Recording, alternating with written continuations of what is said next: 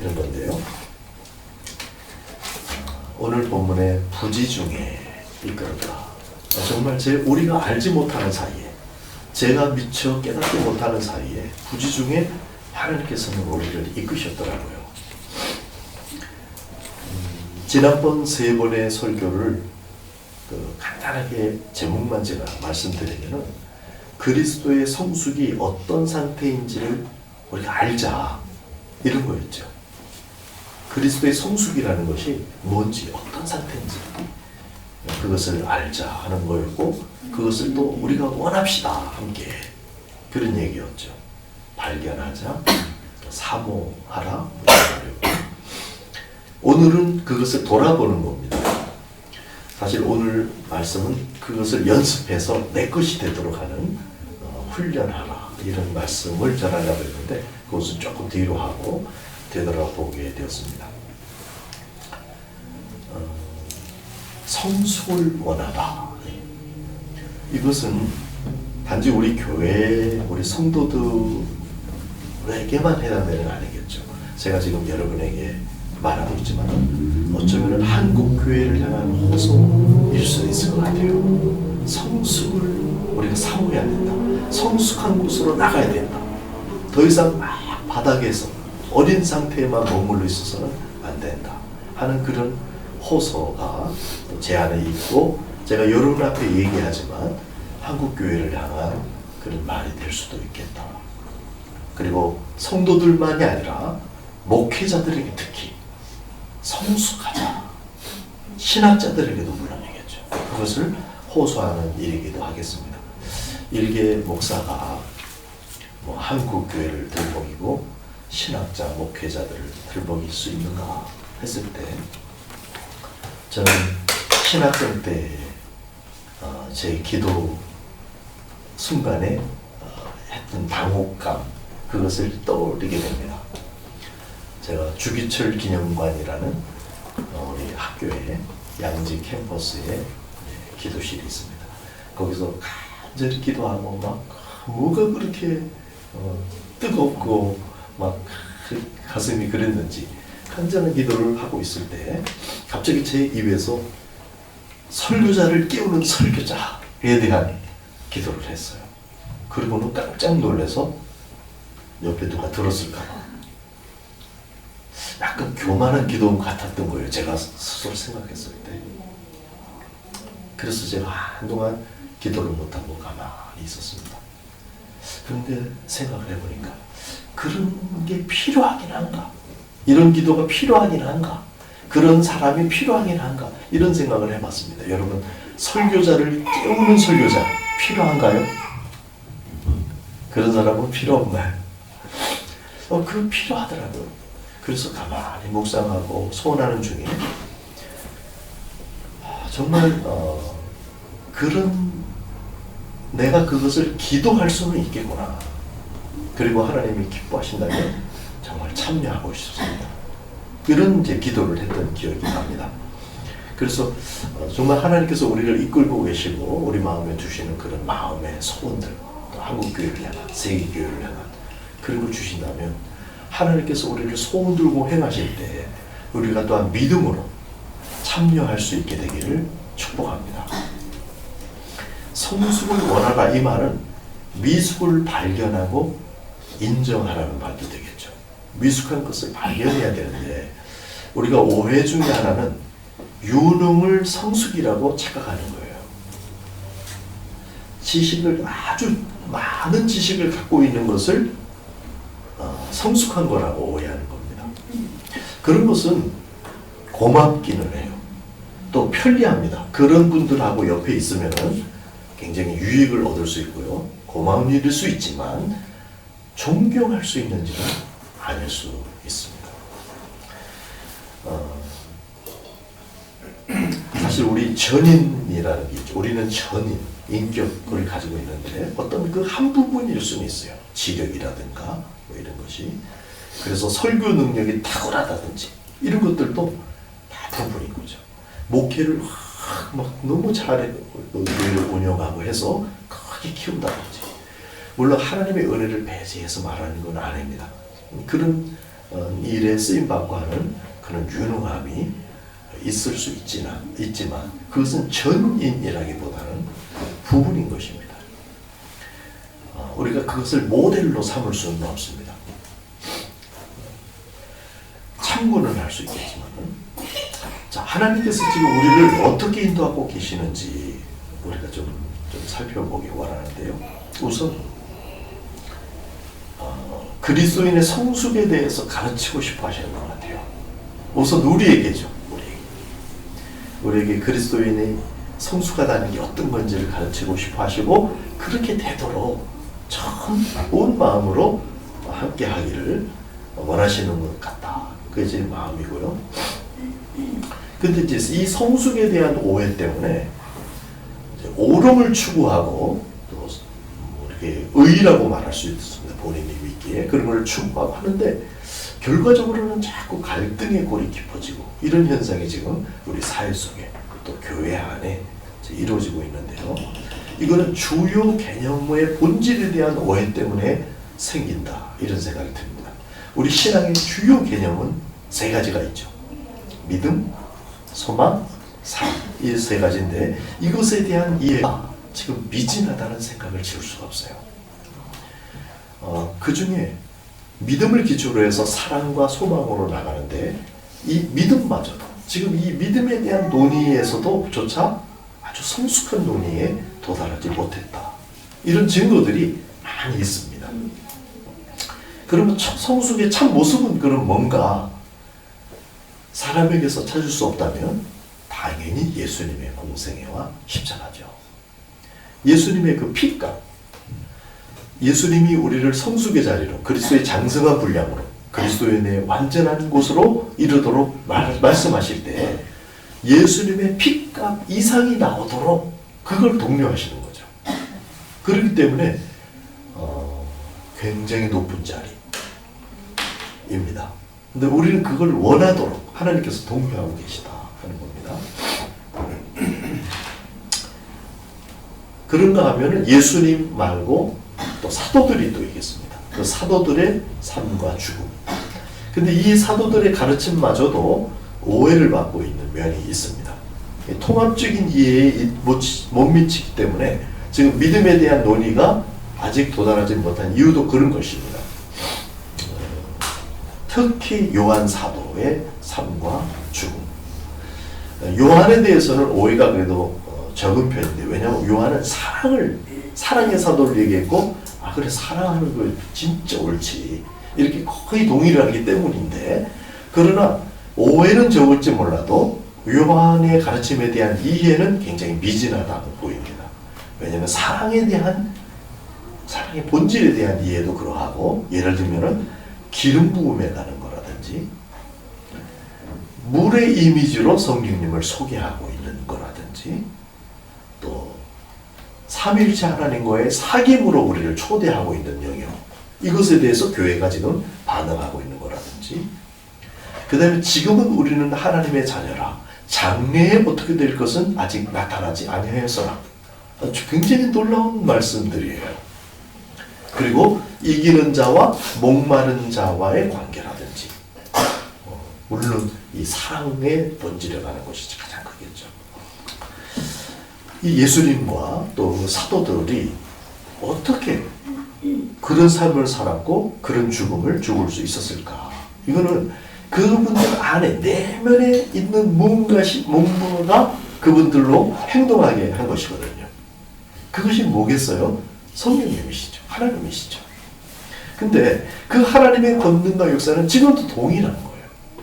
그렇다면 문제점은 우리 안에서 이제 찾아야 되겠죠. 그분들은 그 동일하신 하나님을 어떻게 자신들의 인성에 담아낼 수 있는 어떤 초점을 가지고 살았을까? 어떤 요령이나 방법이나 뭐든지 뭔가 있지 않았을까? 그 점이 우리에게 필요한 부분이다. 우리가 성숙으로 나가는 데 있어서 뭔가 지금 우리가 초점이 안 맞고 뭔가 결여된 것을 가지고 시간을 보내고 있지 않는가 하는 겁니다. 그 초점을 우리가 말해 왔습니다. 사실 그게 거룩, 영광, 뭐 이런 거죠. 완전, 충만, 하나님의 형상. 우리 교회가 다 말해왔습니다. 근데 지금 제가 우리의 생각을 깨우고 다시 한번 우리의 초점을 새롭게 하는 의미에서, 또 어쩌면 부여케 되어 있는 것을 좀 더 선명하게 하는 의미에서 다른 용어를 사용하고자 하는데, 그게 바로 아름다움이었어요. 이것은 시어죠, 시어. 아름다움. 여러 가지 말로 우리가 말할 수 있었습니다. 그 완전이고, 성숙이고, 좋아하고, 뭐 질서고, 여러 가지로. 그래서 지금 아름다움이라고 표현했는데, 여러분 어떻게 생각하십니까? 아름다움. 그러면 이 아름다움 안에 뭔가 이미지가 쫙 그려져야 돼요. 다윗은 그것이 있었어요. 그리고 다윗이 이렇게 했던 것을 우리가 참고로 하고 싶은 겁니다. 오늘 교동부는 또 다른 순서였지만 일부러 시편 27편을 읽었습니다. 다시 한번. 거기는 다윗이 노래했습니다. 자기의 일평생에 단 한 가지의 소원이 있는데, 그것은 여호와의 아름다우심을 바라보고 그것을 사모하는 것이다. 이렇게 노래했거든요. 하나님 자신이 또한 자신을 아름다움이라고 표현한 본문도 또한 있습니다. 한번 읽어드리면, 내가 여호와께 바라는 한 가지 일, 그것을 구하리니 곧 내가 내 평생에 여호와의 집에 살면서 여호와의 아름다움을 바라보며 그의 성전에서 사모하는 것이라. 자, 이 아름다움의 핵심 아이디어가 뭘까? 그것을 우리가 쭉 이야기해 왔던 거거든요. 그것이 뭐였죠? 이것을 통찰력 있는 요약이 가능했다. 아름다움. 그것을 바로 우리가 통합적 성숙, 이렇게 말했던 겁니다. 통합. 근데 이게 그냥 된 게 아니고 발견되어진 것이었어요. 그간의 얘기를 좀 나눌 거예요. 신앙의 주요 3개념이라 그러면 믿음, 소망, 사랑이라고 그랬죠. 한번 우리가 성경을 읽고 나누는 중에 장로님이 여쭈시더라고요. 사랑이 뭡니까? 사랑. 사랑이라는 건 뭡니까? 이것을 어떤 개념을 막연하게가 아니라 뭔가 딱 이렇게 정의된, 요약된, 그리고 정확한 뭔가를 갖고 있으면 달라요. 그 사랑을 추구하고 사랑하는 데 있어서 사랑이란 무엇인가, 이렇게 했을 때 이렇게 우리는 요약할 수 있다. 제가 말씀드렸습니다. 하나님의 성품이, 그러니까 하나님의 사랑이, 이렇게 말할 수 있지만 그 사랑을 또 다시 가지고 사랑을 말하려면 안 되니까, 하나님의 성품이 우리의 인격을 통해서 나타나는 것. 그러니까 이 사랑이라는 것은 우리 안에 있는 것을 말하는 것이 아닙니다. 성경의 사랑은 하나님 안에 있는 그 하나님의 온전하신 성품이 우리의 인격적인 동의를 통해서, 나를 무시하고가 아니라 우리의 믿음, 우리의 동의, 우리의 순종, 이걸 통해서 우리에게 나타나는 것. 그러니까 성령님이 주인인 상태에서만 사랑할 수가 있는 것이죠. 그것을 사랑이다, 이렇게 얘기했는데요. 그 믿음은 무엇이냐면 이 사랑을 아까 사도들이 했던 것처럼, 예수님이 했던 것처럼 인성 안에 담아내는 거거든요. 그래서 이 믿음이라는 건 뭐냐 했을 때 중심태도라는 말을 우리가 많이 사용했던 겁니다. 그 중심이 신실한 겁니다. 하나님의 신실하심을 담아서 우리의 중심이 신실한 것. 그래서 이 중심태도, 신실한 중심태도를 가지면은 현상이 일어나게 되어 있는데, 선함을 추구하는 행동이 나타나고 하나님과의 교감을 추구하는 행동이 나타난다. 그런 하나님을 향한 중심태도, 이렇게 얘기했습니다. 그래서 이것은 성령님이 주인 되시도록 하는 우리의 역할입니다. 이것을 우리는 믿음, 중심태도, 이렇게 말했거든요. 그럼 소망은 어떻게 말을 할 수 있는가? 소망은 보통 미래에 대한 기대로 생각하죠.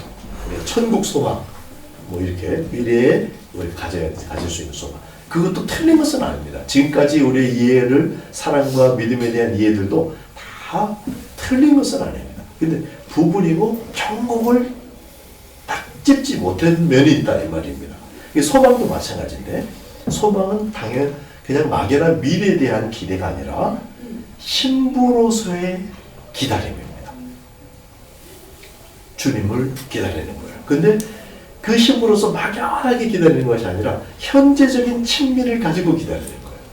성령님이 하나님으로서 이제 오셨는데 우리가 대면하여 뵐 실제이신 예수님을 지금은 눈으로 볼 수 없지만 그분의 영이신 성령님이 와서 그분과 친밀한 사귐을 가지면서 그분의 성품에 참여하고 이런 것을 가지고 자연스럽게 이 소망 때문에 그 친밀을 더 원하고 순결함이 생기고 성숙함을 자원하게 되는 그런 동력이 바로 소망이다. 근데 믿음, 소망, 사랑 이것이 바로 연결되어 있고 이것은 영원한 것이고 그래서 통합을 또한 이야기해야 또 이것을 온전히 설명할 수가 있습니다. 그래서 통합이라는 단어를 채택하게 된 과정을 제가 어저께 이렇게 가만히 묵상해 보니까 전인적인 성숙을 얘기하려면 인격적인 통합, 지정의 통합 이런 얘기를 얘기할 수밖에는 없긴 한데 사실은 그렇게 시작했다기보다 아가서를 우리가 따라가면서 나왔던 말입니다. 아가서에서 점점 신부가 신랑과 함께 동행하면서 성숙해 가잖아요. 그 아가서의 신부의 여정을 쭉 따라가다가 지금 사실 부지 중에 오늘 본문에 부지 중에 어느 곳에 이르렀다 그러는데 정말 부지 중에 이것을 우리가 알게 되었구나 이렇게 깨닫게 됩니다. 6장에 이르러서 아름다움을 노래하는 구절을 우리가 만났던 거죠. 그 구절은 6장 10절입니다. 아침빛같이 뚜렷하고 달같이 아름답고 해같이 맑고 깃발을 세운 군대같이 당당한 여자가 누구인가? 이것을 하면서 여기에는 남성성과 여성성이 통합이 되어 있습니다. 아름다움과 위엄이 통합이 되어 있습니다. 이렇게 우리가 이것을 발견했는데 그 후에 계속해서 찾아낼 수가 있었어요. 이 통합되어 있는 두 개념에 대해서. 예를 들면 전사인 동시에 신랑인 예수님. 이걸 우리에게 적용하면 전사인 동시에 신부인 우리 성도를 말합니다. 그리고 위엄과 로맨스의 통합. 임재와 부재 중에도 똑같이 주님에게 반응하는 그런 통합적인 신앙. 삶과 죽음, 고난과 향기, 사명과 정성, 의식과 무의식. 오늘 부지 중에 도착했다는 것은 무의식까지 뭔가 변화가 일어나는 거예요. 의식에서 원하는 것을 무의식에서도 원하게 되는 거예요. 이 무의식과 의식의 통합. 이것을 성숙이고 아름다움이라고 발견하게 됐던 거죠. 그런데 그러고 보니까 성경 전역에 또 인간사에 이런 개념들로 가득해요. 예를 들면 애통과 희락. 두 개의 모순돼 보이는 감성인데 하나로 이게 들어있고요. 있을 수 있고요. 말씀과 기도. 성경과 성령. 예정과 자유의지. 성령의 열매와 성령의 은사. 성품과 능력. 이런 것들이 다 통합이 돼야 그것이 성숙한 것이죠. 하나님을 경외하는 것, 두려워하는 건데 또 친밀. 율법과 복음, 사랑과 공의, 믿음과 행위, 또 바울과 야고보. 바울은 믿음을 강조했고 야고보는 행위를 강조했죠.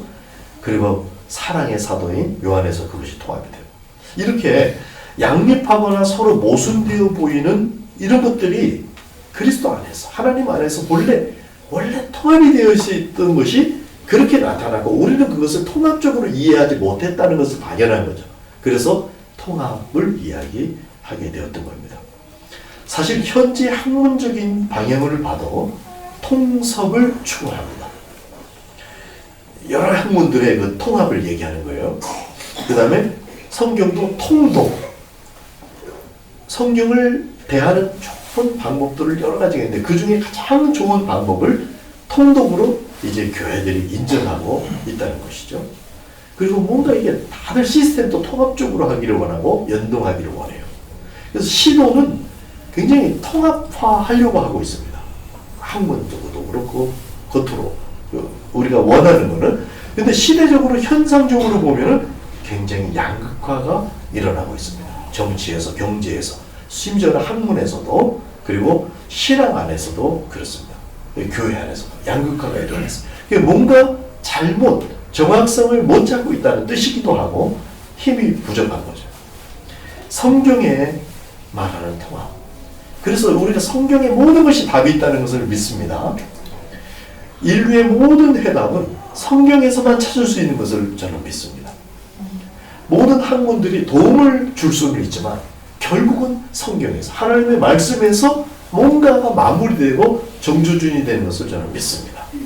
그래서 성경에서 정말 말하고 있는 이 통합적인 지향점, 이것이 지금 시대가 가야 될 지점으로서의 키워드가 될 수 있다 하는 겁니다. 그래서 통합이라는 말이 굉장히 중요한 말이구나 하는 것을 다시 한번 우리 이성적으로 이성의 영역을 고려하면서 깨닫게 됩니다. 그래서 이성적으로 뭔가를 통합적으로 이해하는 것, 이것이 성숙의 방향이다 하는 것을 먼저 이해해야 되겠고, 그러면 전인적인 성숙, 우리가 이게 통합적인 성숙인데 이렇게 하려면 이성적으로만 아니라 감성적, 의지적으로도 그래야 되겠잖아요.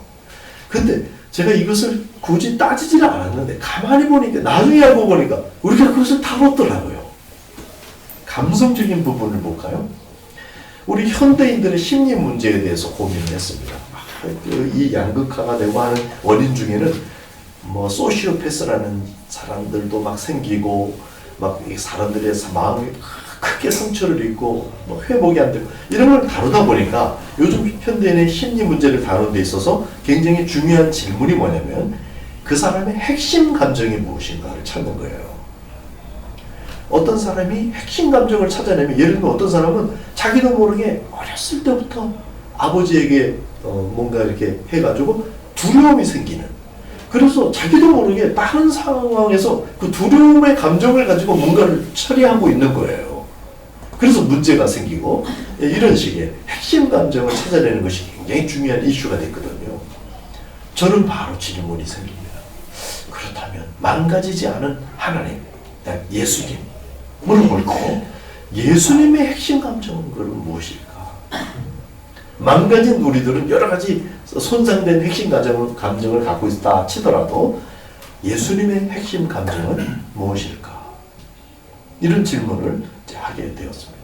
그러면서 저의 감정을 생각해 봤어요. 저는 저의 중심 감정은 행복감인 것 같아요. 너무 좀 괴리감을 느끼십니까? 저는 정말 이렇게 생각이 돼요. 나만큼 행복한 목사, 나처럼 행복한 선교사가 있을까? 나 이런 생각이 정말 들어요. 근데 제가 왜 맨날 희죽희죽 이러지는 않냐면 저변에 슬픔이 있어. 시대에 대한. 또 저 자신에 대한 것도 포함됩니다. 애통이 흘러요. 이상한 거예요. 행복감이 충만한데, 그런데 애통이 흘러요. 막 분투하는 직장인들, 막 청년들, 이렇게 생각하면은 너무 아파요. 애통이 있단 말이죠. 근데, 그래서 미안해요. 내가 너무 행복한 게 미안해요. 이게 나를 이해가 안 됐어요. 저 스스로도 해석이 안 되고. 근데 나중에 제가 이해가 된 거는, 이게 하나님 마음 안에도 이런 것이 있구나. 우리를 인하여 기쁨을 이기지 못하여 하시는 그런 감정이 있음에도 불구하고 우리가 그 자리로 나아가지 못하는 것을 정말 안타까워하시는 하나님에 대한 감정을 이해하게 되면서 이것이 가능한 거구나. 그래서 이것이 통합된 거예요. 모순되어 보이는 두 감정이 하나로 통합되어 있는 상태를 받아들이게 됐어요. 그러면서 이해가 또 되게 되고, 그래서 이제 통합이라는 단어를 이제 계속해서 사용하게 되었는데, 애통과 희락이 통합적인 감정이 되고, 하나님을 생각해 볼 때, 그럼 하나님은 어떠신가 했을 때, 하나님은 사랑의 하나님이신 것을 여러분 믿으시죠? 그러나 하나님은 분노의 하나님이십니다. 여러분에게 화를 내세요. 하나님은. 여러분, 그렇습니다. 하나님은 질투하는 하나님이시고, 심지어는 저주하시고, 심판하시고, 하나님은 축복. 그런데, 하나님의 정서를 대부분 차지하는 것은 국률입니다. 국률. 불쌍히 여김. 우리가 죄 짓는 것을 하나님이 좋아하시진 않겠죠. 그걸 싫어하신다고요. 어느 정도 싫어하느냐? 죄를 죽이기까지, 자기 아들을 대신해서 죽이기까지 싫어하셔요. 그러니까 하나님이 우리를 사랑하신다는 뜻은 우리를 막 다 좋아한다 그런 의미가 전혀 아닙니다. 하나님은 우리를 미워하시는 면이 있고요. 정말 좋아하시는 면이 있어요. 그런데 이 두 개의 감정을 완전히 포괄하는 압도적인 정서가 있는데 그것이 바로 불쌍히 여기는 마음이에요. 그래서 이것을 어떻게 표현해야 될까 고민하고 기도하고 성경에서 찾고 이러고 있는 중에 저는 박경린 씨가 인터뷰하는 그 장면을 보면서 딱 힌트를 얻었어요. 박경린 씨가 자기 토지라는 대하소설을 한마디로 이 소설을 어떻게 우리가 봐야 돼요? 이렇게 묻는데 한마디로 연민이죠. 이렇게 대답하는데 뭐가 확 오더라고요. 왜냐하면 박경민 씨가 얘기하는 연민 속에는 일방적으로 그냥 국률이 여기는 윗사람이 아랫사람을 국률이 여기고 가진 자가 없는 자를 국률이 여기는 그런 정서가 아닙니다. 없는 사람이 지주, 아주 못된 지주를 불쌍히 여기는 마음이 그 속에 들어있는 거고요. 또한 거꾸로 또 물론입니다. 그래서 지주는 나쁘고 소장민은 괜찮다. 이런 구도도 아니에요. 이것이 막 엉켜 돌아가는데 거기에 인간을 잘 파악하고 박경민 씨가 정리한 자기의 그 인간 이해를 연민이다 이렇게 정리했던 거거든요. 그래서 저는 성경에서 연민이라는 단어, 통찰이라는 단어 이렇게 쓰지 않더라도 지금 예를 들면 삼위일체라는 단어를 쓰지 않지만 그것을 통해서 하나님을 이해가 깊어지는 것처럼 통찰이라는 단어를 우리가 통합이라는 단어를 사용할 필요가 있고 연민이라는 단어를 사용할 필요가 있구나. 그래서 저는 예수님의 정서, 예수님의 중심 감정이 연민이라고 믿게 되었습니다. 여기는 좋아하는 것도 있고 싫어하는 것도 있어요. 우리에 대해서. 그러나 불쌍히 여기셔서 그것을 연민의 감정으로 우리가 상대해 주셔요. 그렇게 이제 이해를 하게 되거든요. 그러면 알고 보니까 이게 감정의 영역이잖아요. 좀 아까 통합은 지적인 영역이고 이것은 감정의 영역이었는데 그럼 의지적인 영역이 남았죠. 근데 알고 보니까 이것도 우리가 다뤘더라고요. 우리가 하박국서를 다루면서 믿음, 중심 태도, 로마서, 갈라디아서, 히브리서에서 다루는 그 믿음의 개념, 또 그 반대 개념인 야고보에서 다루는 듯한 반대 개념으로 보이는 행위. 사실은 이걸 다 믿음이거든요. 이 믿음의 개념을 다 녹아서 갖고 있는 것이 하박국서의 중심 태도고 믿음이었는데 그것을 따라가다 보니까 그 표현을 겸손과 정직이라고 표현했어요. 이 겸손에 대한 것을 묵상하다 보니까 또 미가서로 또 연결이 되는 거예요. 그래서 미가서에 공의를 행하고 미가서 본문이 이렇습니다. 6장 8절인데요. 사람아 주께서 선한 것이 무엇임을 내게 보이셨나니 여호와께서 내게 구하시는 것은 오직 정의를 행하며 인자를 사랑하며 겸손하게 내 하나님과 함께 행하는 것이 아니냐. 공의를 행하며 겸손히 동행하는 거 얘기하는데 그래서 이 공의 우리가 사람이 행해야 될 방향을 지금 제시해 주는데 겸손을 언급하면서 이걸 태도로 언급하면서 방향은 공의라는 거예요. 이게 지금 미셰파트라는 히브리어인데 이 단어를 공부하다 보니까 옳고 그름을 판단하는 정도가 아니에요. 이걸 포함합니다. 재판 용어이기 때문에 옳은지 그른지를 분명히 알게 돼요. 그러나 그 판단에 머무르는 것이 아니라 중재적 판단이다. 제가 이렇게 요약해드렸었죠. 그러니까 옳고 그르다. 이걸 끝나는 게 아니고 이것을 중재하는 그런 판단을 행하는 거. 이걸 지금 공의라는 단어예요. 그래서 그 공의를 행하는 데 있어서도 딱딱해지고 독해지고 세지는 것이 아니라 인자를 사랑하며 연민이에요. 연민의 마음을 가지고 그 자리로 가는데 그러려면 마음 태도가 겸손해야 된다는 거죠. 하나님 앞에 겸손해야 되고 그러려면 그렇게 해서 하나님과 동행하는 이야기. 그래서 그간에 우리가 했던 이야기들이 다 다 들어있는 거예요. 사실 의를 추구하고 있는 사람들에게서 가장 큰 갈등이 일어납니다.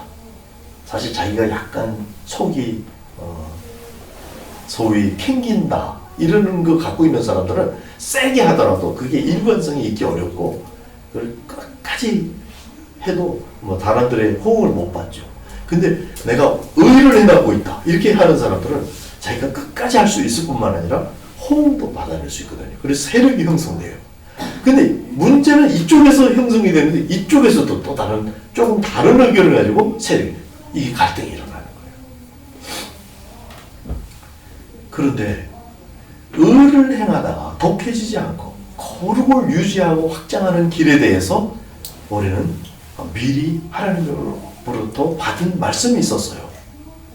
그 말씀은 계시록 22장 11절이었습니다. 읽어드리겠습니다. 불의를 행하는 자는 그대로 불의를 행하고 더러운 자는 그대로 더럽고 의로운 자는 그대로 의를 행하며 거룩한 자는 그대로 거룩하게 해라. 이 말씀은 다른 거 상관하지 말고 너는 너대로 그냥 신앙생활만 잘해. 그 말이 아닙니다. 그 말이 아니고 시종일관 너 안에 남아있는 그 거룩, 아까 말했던 사랑이죠. 하나님의 성품이 우리의 인격적인 동의를 통해서 우리 안에서 나타나는 그 일을 잘 보존하려면 네가 딱딱해지거나 네가 독해지거나 네 자아가 뻗치거나 네가 의롭다고 의를 세우거나 이러면 안 된단다. 그러니까 네 안에 거룩을 잘 보존하는 거 여기에 전심을 다해라 하는 처음부터의 말씀이지 갑자기 변경한 정책이 아닌 거예요. 그래서 거룩한 자를 그대로 거룩하게 하라. 이것을 해야 되는데 그러니까 요약하면은 미쉐파트, 공의, 이 중재적인 판단을 행사하면서 연민을 가지고 그리고 겸손히 이걸 하려면 주님과의 사귐, 교감을 계속해서 가져야 이것이 가능하다. 그렇게 산 것이 바로 예수님의 삶이었어요. 십자가의 길은 바로 중재하고 화해시키는 그 길이었거든요. 그런데 사람들이 당대에 이해하지 못하고 그것을 십자가에 못 박혔죠. 우리도 그럴 수가 있습니다. 우리가 이 거룩을 추구해 나갈 때 중재적 판단력을 가지고 나갈 때 사람들이 이해하지 못할 수도 있습니다. 그러나 우리마저도 스스로도 이해를 못한다면 이것은 크게 안타까운 것이죠. 적어도 우리는 이해를 해야 합니다. 그리고 우리가 서로 응원하고 서로 이해를 보호하고 세력을 이렇게 될 수 있도록 그래서 한 사람이 쓰러지더라도 우리가 버텨줄 수 있도록 그렇게 돼야 할 줄로 믿습니다. 그래서 이성, 감정, 의지 다른 말로 이성의 바른 방향이 통합 감정의 바른 방향 연민 의지 적어도 바름을 추구하지만 나가서는 중재적인 판단으로 행동하는 의지 이렇게 방향이 지정의 쪽에 잡혔던 거예요. 근데 사실 우리가 이걸 추구했던 건 아닙니다. 그냥 성경을 강의하고 기도하고 이렇게 인도를 받았는데 알고 보니까 우리가 그걸 했더라고요. 할렐루야. 저는 굉장히 감격스러운데 여러분 지금 어떻게 따라오고 계시는지 모르겠습니다. 그런데 하나님 안에 있는 그것을 우리 안에 가져오려면 어떻게 해야 돼요? 믿음이잖아요. 그게 중심 태도잖아요. 이게 지금 종교개혁 500년이 지났습니다. 오직 믿음으로 종교개혁을 했었죠. 그런데 지금 와서도 믿음이냐 행위냐를 가지고 그것도 다른 게 아니고 구원론에 있어서 이게 아직도 논의 중이라는 거예요. 이것은 뭔가 크게 삐뚤어진 잘못된 구도를 가지고 생각하고 있어서 이런 현상이 이렇지 않을까. 하나님의 말씀이 그렇게 모호하고 그렇게 안내를 못한단 말인가 생각해 봤을 때 저는 그런 결론에 도달한 거죠. 그래서 구도를 바꿔서 이해해 보는 거예요. 그래서 믿음의 현상으로가 아니라 믿음의 뿌리를 캐보니까 그 본질적인 것이 하나님을 향한 바른 중심 태도인데 그 중심 태도로부터 행동이 나오고 교감이 나오는 그런 중심 태도를 말합니다. 이것은 그러면 어떤 논문을 통해서 제가 이거 말했는가? 그게 아니죠. 로마서 강의를 하다가 우리가 도착한 겁니다. 로마서를 본문대로 따라가다 보니까. 그러니까 야고보서를 다루지 않을 수가 없었어요. 야고보서의 개념을. 그러다 보니까 그래서 중심 태도로 통합하는 방향을 찾게 되었던 것이죠. 그러던 중에 지금 다시 아가서를 강의하고 그것을 하다가 하박국서로 넘어갔고 하박국서에서 미가서를 해서 그래서 선행을 유발하고 교감을 유발하는 중심태도라는 말로 전체 지금까지 해오던 강의가 이 중심태도로 인해서 되는구나. 믿음으로 이것을 우리가 받을 수 있구나. 이렇게 이제 요약이 됐다는 겁니다. 저는 이런 과정들을 통해서 하나님이 우리 교회를 이끌어 오셨다고 믿습니다. 이런 지적인 영역만이 아니라 하나님께서 우리 교회를 세우신 거 맞지요? 하나님께서 여러분들을 우리 교회로 이끌어 주신 거 맞지요? 저도 하나님께서 세우신 거 맞지요? 하나님이 하시는 것을 우리는 믿습니다. 그러나 좀 더 실질적으로 하나님께서 정말 우리 교회를 인도하고 계시고 가르치고 계시다 하는 것도 믿으시기 바랍니다. 하나님께서 정말 교회를 이끌어 오셨고 제 설교를 이끌어 오셨습니다. 하나님께서 그가 깨닫게 해주셨던 것을 쫙 깨워주셨어요. 제가 취미, 특기 이런데 이렇게 쓰는 날 있잖아요. 그거 말고 정식 공문 말고 약간 앙케이트 조사 같은데 하는 데 있잖아요. 그럼 제가 저의 특기를 뭐라고 쓰는지 아셔요? 약간 장난기 비슷하게 제가 씁니다. 뭐라고 쓰냐면 꿰 중국 언어는 이렇게 써요. 중국에 가서 그런 거 보셨어요? 어디에 있냐면 양루철, 양고기 꽃이 있죠. 그 집에 가면 이렇게 써 있어요. 철이라고 읽어요. 양루철, 양고기 꿰이거든요. 저는 그걸 뭔가를 꿰일 때 굉장히 시원하고 재밌고 그러더라고요. 그래서 제가 세계선교는 지구철이다. 지구철. 흔들리고 먹으면 먹힌다. 가라하는 내 밥이다 했듯이 세계선교는 우리 밥이다. 이게 다 우리가 크고 경쟁해서가 아니라 우리 안에 주신 주님을 묵상할 때 정말 이건 되는 거예요. 그런 믿음을 가지고 이제 해오고 농담 삼아 꿰미라 이렇게 얘기도 하고 그랬는데 어젯밤에 뭔가가 꿰졌어요. 할렐루야. 그간에 하나님께서 인도해 주셨던 것들이 하나님 이렇게 해주셨네? 하고 쫙 꿰졌어요. 꿰진 거예요. 다시 말하면 부지 중에 오늘 본문처럼 사실 오늘 본문을 제가 강의를 못하고 이건 다음 주에 할 겁니다. 부지 중에 이 단어만 지금 사용하고 있는데요. 의도치 않게 하나님께서 인격의 3요소인 지정의의 성장할 방향을 제시해 주셨고 의도치 않게 성도 신앙의 3요소인 믿음, 소망, 사랑, 본질을 규명하게 해주셨어요. 아니 놀랍지 않으세요? 너무 놀랐습니다. 하나님 이렇게 해주셨네. 그 전에 조금 뭉뚱그려서 항상 전체를 복되게 이런 말을 우리가 같이 공유하고 싶어 했어요. 그래서 옛날에 제가 20년 전에 만났던 그 중국의 조선족 사역자 제가 했던 말 몇 가지를 얘기하더라고요. 그러면서 그 중에 목사님이 항상 전체를 복되게 이 말을 했대요. 20년 전에도 제가 그 말을 했더라고요. 왜냐면 제가 스스로 할 수 있었던 건 아니죠. 성경을 읽으면서 이게 우리 방향이다 싶어서 그랬는데 하나님께서 그때도 역사하셨고 지금까지 그래서 전체를 통합하는 한 단어로 말한다면 지금 다시 지정의, 지에서 통합을 얘기했지만 지정의를 다시 한번 합해서 또 말한다면 통합이에요. 통합적인. 그래서 이 통합적인 성숙에 이르는 것을 이제 다음 주에는 훈련하자. 우리가 함께 이런 이야기를 말씀으로 전할 겁니다. 자, 우리 내 안에서는 하나님께서 이렇게 해오셨는데 하나님이 우리 밖에서 또 어떤 일을 하고 계셔요.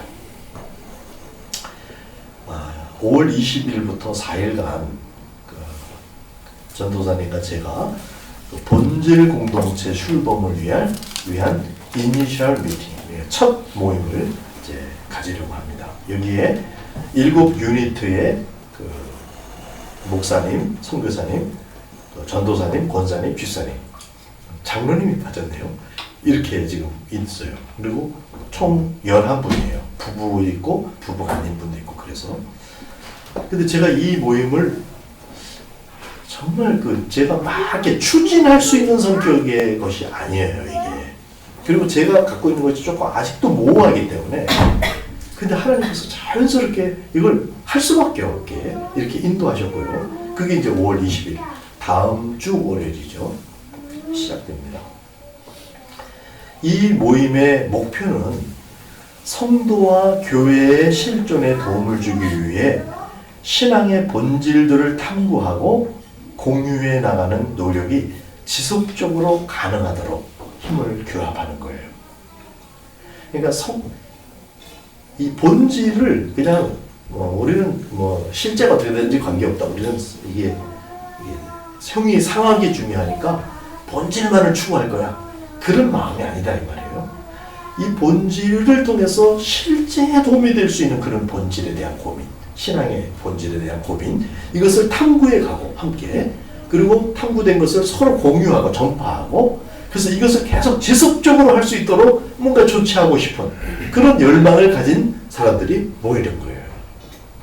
근데 제가 이것을 이제 저도 지금 그것을 이제는 이번 주부터는 깊이 그것을 위해서 기도해야 되겠다 이렇게 생각하고 있는데, 어젯밤에 이것이 같이 연결이 되었더라.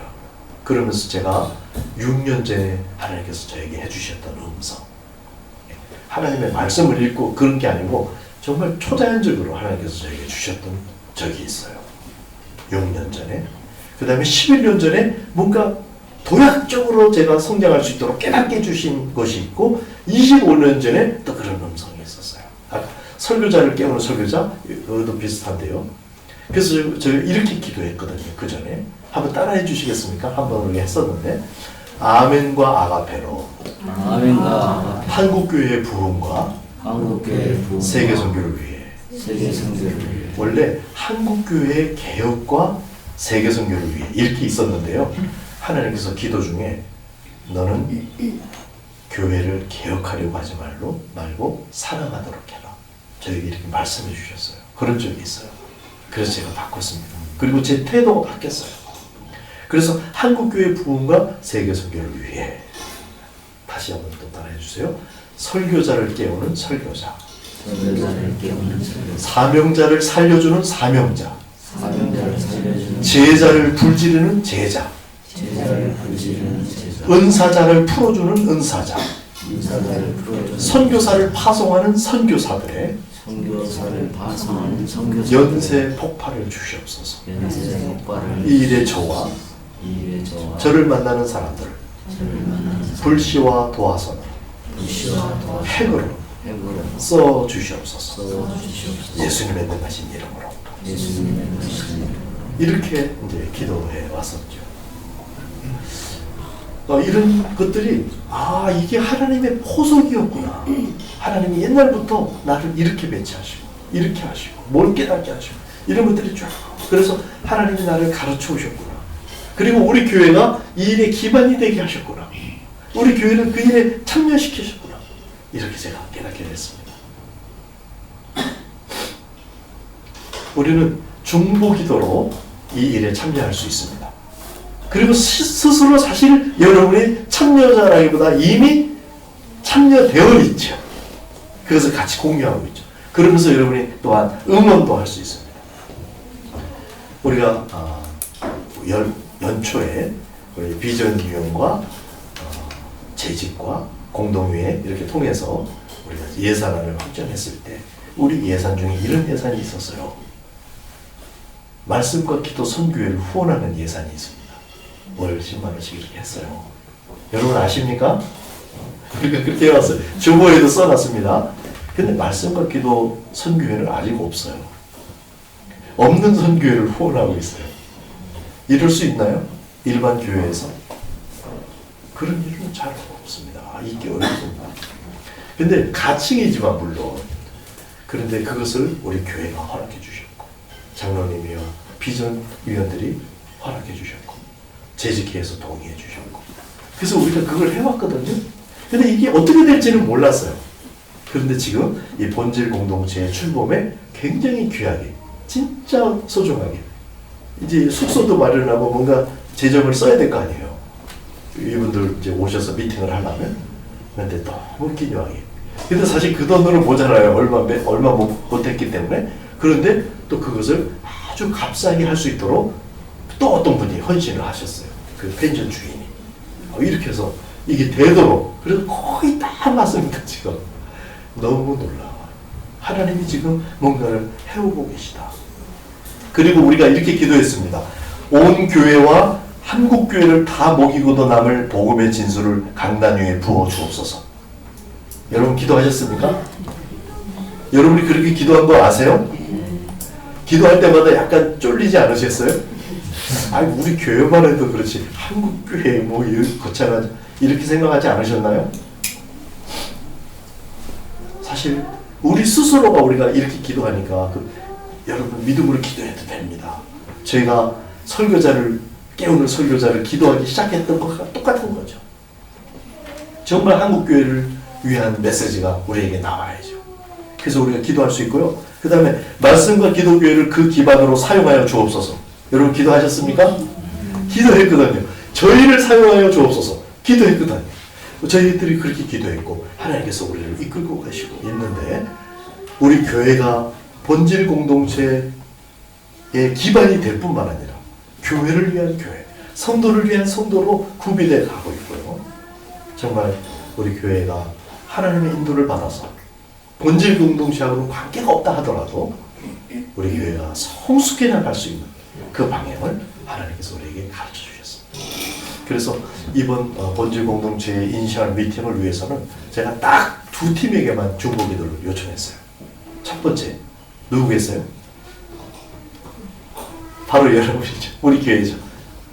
두 번째는 저희 가족들입니다. 그만큼 저는 이것을 아직까지 막 널리 말하거나 그런 건 아니고 정말 저하고 가까운 사람들에게만 공유할 수 있는 내용인 거예요. 그리고 그러고 싶고요. 여러분이 그 응원자, 참여자가 되어주시길 축복합니다. 하나님께서 인도하셨는데 지금 무엇을 하시는가? 우리가 아름다운 경지를 추구하도록 우리를 이끌고 계시고요. 두 번째, 교회적으로 또는 초교회적으로 정말 하나님께서 우리를 한국교회를 먹일 복음의 진수를 준비하고 계시는 것이겠다. 이런 생각을 또 하게 돼요. 또 하나는 우리가 기도하도록 우리를 이끌고 계십니다. 기도를 모으도록 특별 새벽 기도회를 우리가 했었죠. 고난주간 장로님의 제안으로 제가 순종해서 저는 굉장히 어렵습니다. 새벽 기도하는 게. 근데 순종하는 마음으로 했는데 하나님이 은혜를 주셔서 간신히 해냈어요. 근데요. 그런데 계속해서 기도 그렇게 뭐라죠? 단김에 뺀다 그러잖아요. 기도에 조금 불이 붙었을 때 계속 기도하고 싶은 몇 분이 계셨어요.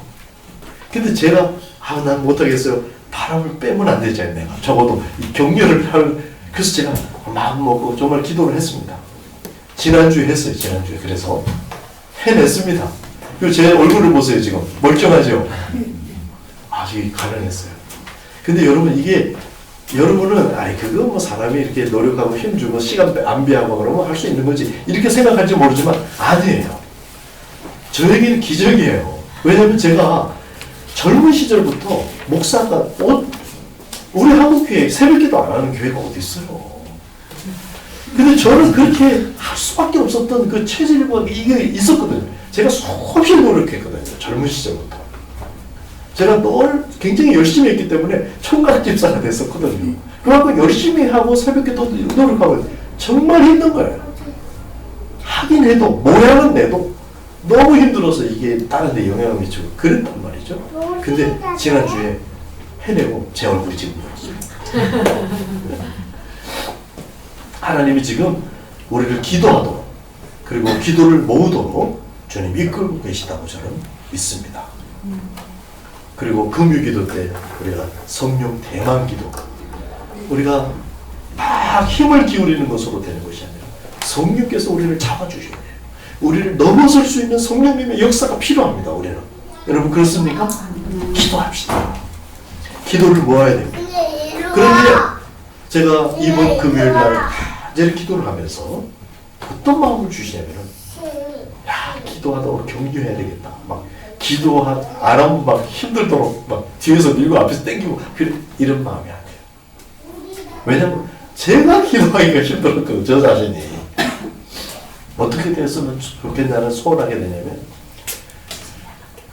기도하는 내가 너무 행복해지고 기도에 참여한 새벽 기도를 하시는 분들 금요 기도에 철회하신 분들이 정말 능력이 생기고 얼굴이 달라지고 은혜가 충만해져서 매력적이 되는 거예요. 할렐루야. 그래서 사람들이 아이고 나도 기도해야 되겠네. 저 은혜를 내 걸로 하려면 나도 기도해야 되겠네. 아이 새벽 한번 해봐야 되겠네. 아 금요처럼 한번 해봐야 되겠네. 아 이게 되도록 그런 마음을 제가 주시더라고요. 가뜩이나 행복해 죽겠는데 더 행복해서 이것이 기도의 그 원천이 있구나. 근데 지금 제가 좀 달라요. 좀 다르지 않나요? 정말 우리가 매력 전도를 이야기하듯이 정말 매력에 의해서 뭔가 선한 일을 함께 하도록 마음에 격려하고 함께하는 그런 일이 우리에게 있어야 되겠다. 그러면 우리 안에 이제 단물이 생깁니다.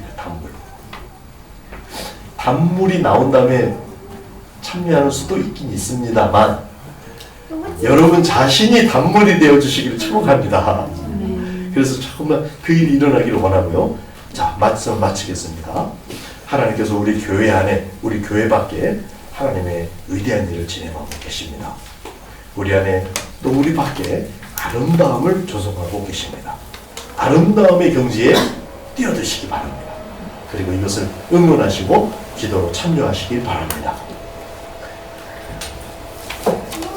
교회 있는 자는 성령이 교회들에게 하시는 음성을 들을지어다. 마치겠습니다.